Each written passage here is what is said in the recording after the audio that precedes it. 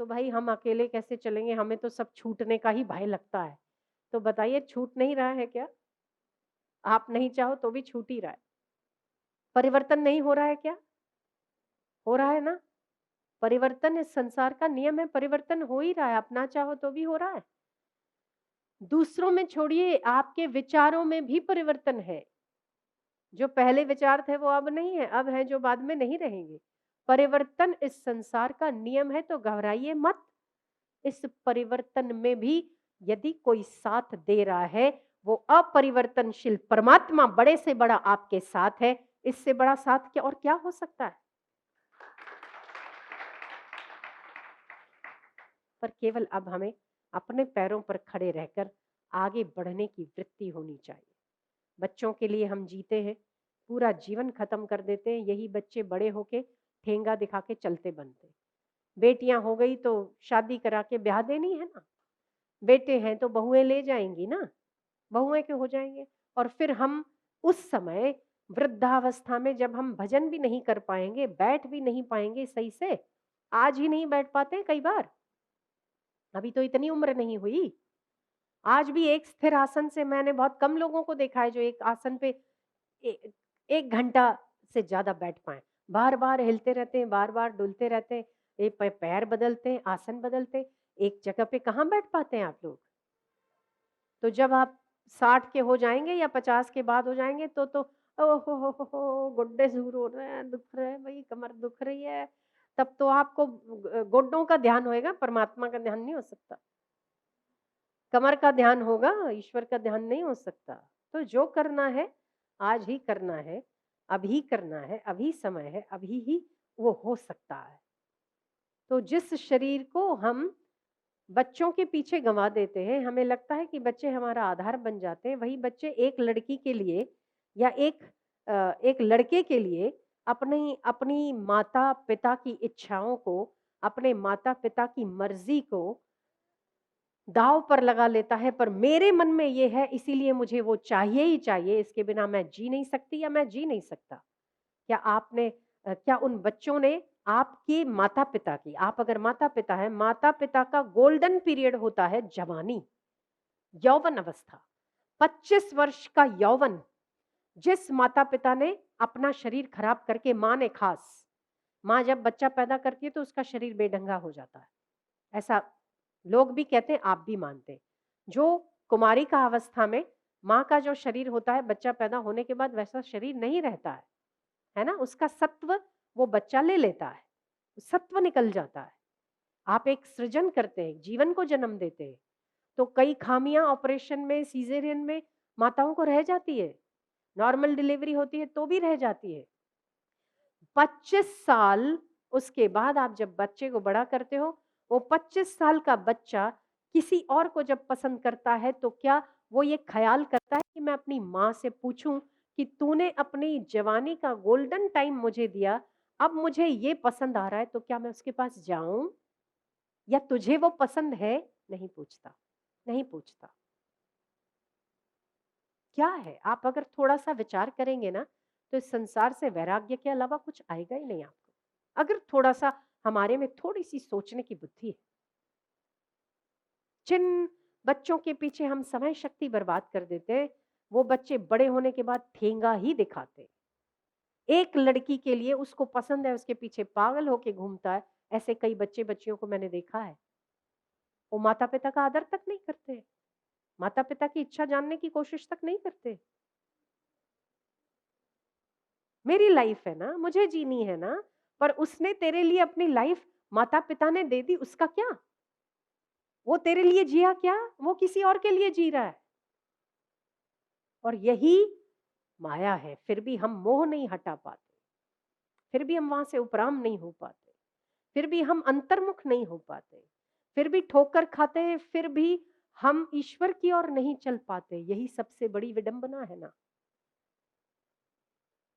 कि जो है वो दिखता नहीं, जो दिख रहा है वो हकीकत नहीं, फिर भी चलते हैं, चले जा रहे हैं। क्यों? क्योंकि संसार छोड़ता नहीं। बच्चे, संसार नहीं छोड़ रहा ऐसा नहीं, हम संसार को नहीं छोड़ पा रहे, ये हमारे दिमाग में फिट बैठा हुआ है।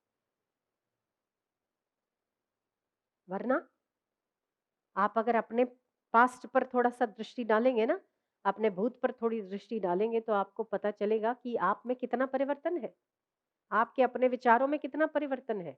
जब विवाह होता है उस समय के रिश्ते और आज के वही रिश्ते, कितना परिवर्तन है, जमीन आसमान का। क्या नहीं है? है ना? जो अपने कहे जाने वाले थे, आज वो इतने अपने नहीं रहते। क्या ये सच नहीं है? है। तो फिर क्या बचता है? बचता यही है कि ईश्वर के सिवा कहीं सार ही नहीं। बचता यही है कि अंतर्मुख होने के सिवाय और कोई रास्ता ही नहीं। बचता यही है कि अपने मन को नियंत्रित करने के अलावा और कुछ बचता ही नहीं। क्योंकि परिवर्तन, फिर से परिवर्तन, परिवर्तन इस संसार का नियम है। तो क्या हम मतलब किसी से बातचीत ही ना करें, किसी से रिश्ता ना रखें, कोई इच्छा ना करें, कोई आशा ना करें? ना, ऐसा मेरा कहना नहीं है। अगर आपको कोई रोल मिला है, आपको कर्तव्य कर्म करने का अधिकार मिला है, फर्ज मिला है, तो उसे निभाना है। पर अपेक्षा रहित निष्काम भाव से अगर निभाते हैं तो कोई बदलता है तो बदलता रहे। आपका परमात्मा तो नित्य है ना, आपके साथ सदा बुद्धि देता है। तो बस आप अपने इर्द गिर्द देखेंगे ना, तो ही आपको सत्संग की कई सारी बातें सत्य प्रतीत हुई नजर आएंगी। पर हम कभी विश्लेषण करने का वक्त ही नहीं लेते, हम चलते रहते। ठीक है ना? जहाँ खुशी मिल रही है चल लो, खुशी मिल रही है चल लो, खुशी मिल रही है चल लो। कल बेटे के साथ खुशी थी, चल लो। फिर पत्नी के साथ खुशी हुई तो चल लो। आज किसी और के साथ खुशी है, चल लो। पार्टी में खुशी हो रही है, चल लो।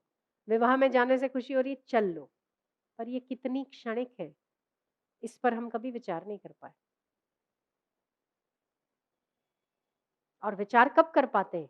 जब अपने ही उस पर हैमर करते हैं ना, तब विचार आता है कि ये जो किया वो मैंने सही नहीं किया बेटा, पहले ही सोच लेना चाहिए था। जब अपने किसी बात पर टोकते हैं, जिसे आप अपना समझते हो, जिसे आप अपेक्षा रखते हो, जिससे आप आशा रखते हो, जब वो बदलता है, तब आपको पता चलता है कि ये सच नहीं था। फिर भी अच्छा हुआ कि अगर ऐसे में भी हमारा वैराग्य जन्म ले लेना, तो भी सौदा सस्ता है, तो भी सौदा सस्ता है। पर हमारा क्या होता है ना, वैराग्य जन्म तो बहुत बार लेता है बेचारा, पर फिर मर जाता है। फिर लेता है, कुछ होता है, फिर लेता है, फिर मर जाता है। फिर लेता है, फिर मर जाता है। और इसीलिए हमारी यात्रा भी लंबी हो जाती, क्योंकि हम उसे टिका नहीं पाते ना। तो हम बच्चों की परवरिश कैसे करनी है वो तो विचार कर लेते हैं, घर कैसे बनाना है वो भी विचार कर लेते हैं। घर में इंटीरियर क्या लगेगा, यहाँ फ्रेम लगेगी, यहाँ फ्लावर वाज लगेगा, यहाँ सोफा लगेगा, यहाँ पर बाथरूम आएगा, यहाँ पर किचन आएगा। ये सब पर विश्लेषण और विचार तो हम करते हैं। पर ये संसार में हमने कितनी बार कितनी कितनी ठोकरें खा के वैराग्य पैदा किया है, उस वैराग्य रूपी बच्चे पर हमने कभी ध्यान नहीं दिया। अगर उस पर ध्यान दें तो शायद हमें बार बार ठोकर ना खानी पड़े, हमारा मन स्थिर हो जाए। पर अभी भी कहीं महत्व बुद्धि है ना, अभी भी कहीं रस है ना। तो आप रस बुद्धि रहित होकर कर्म करें। हम कर्म कैसे कर पाएंगे? और अच्छे से कर पाएंगे और बेहतर कर सकते हैं। क्योंकि वो व्यक्ति जो केवल भगवत भाव से या ईश्वर की प्रसन्नता के लिए कर्म करता है, उसको तो बुद्धि स्वयं बुद्धि दाता दे रहा है ना, वो तो कहीं अटकता ही नहीं, तो सबसे समान व्यवहार करके मुक्त हो जाता है। अटक पटक लटक झटक तो हमारी हो रही ना, मतलब उन लोगों की हो रही है जो कि ज्यादा अपेक्षा रख के चल रहे हैं, सच मानकर चल रहे हैं। अपेक्षा रख के धोखा ही तो मिलता है, हो क्या रहा है। पर ये वैराग्य आता तो है, अच्छी बात है कि संसार वैराग्य लाने में मदद तो करता है, पर इसे हम टिका ही नहीं पाते। ये दिक्कत वाला मामला है। तो अब क्या किया जाए? जब तक हमारा लक्ष्य अपना उद्धार नहीं है, अपना कल्याण नहीं है या भगवत प्राप्ति नहीं है, तब तक 100-100 जूते खाएँ, बस वही वाला।